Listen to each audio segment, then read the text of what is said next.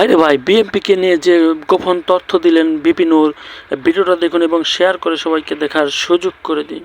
আমার মনে হয় না যে জাতীয়তাবাদী কর্মীরা নেতারা আসলে দলের চেয়ে কোনো ব্যক্তির সিদ্ধান্তকে গুরুত্ব দেবে।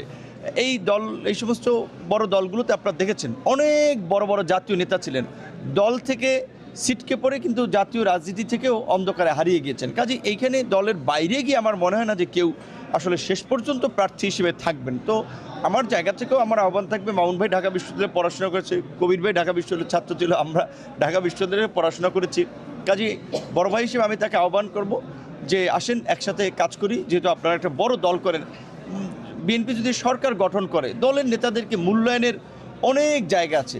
সেই বিবেচনা এখানে বিএনপির মনোনয়ন যদি দলীয় বিবেচনায় দেওয়া হতো তাহলে তো শিপলু খান মনোনয়ন পাওয়ার 1 নম্বর অগ্রাধিকার ছিল, কারণ তার বাবা তো সংগ্রাম থেকে জীবনটাই কিন্তু দিয়ে দিয়েছিল এই দলের জন্য। দেখছেন আপনারা এই ফ্যাসিবাদ বিরোধী আন্দোলনে লড়াই করতে গিয়ে কিন্তু যাওয়ার পথে দুর্বৃত্তদের হামলার শিকার হয়েছেন। কাজেই বড় দলে সবসময় মনোনয়ন আসলে সবাইকে দিতে পারে না, কিন্তু নানানভাবে মূল্যায়নের জায়গা থাকে।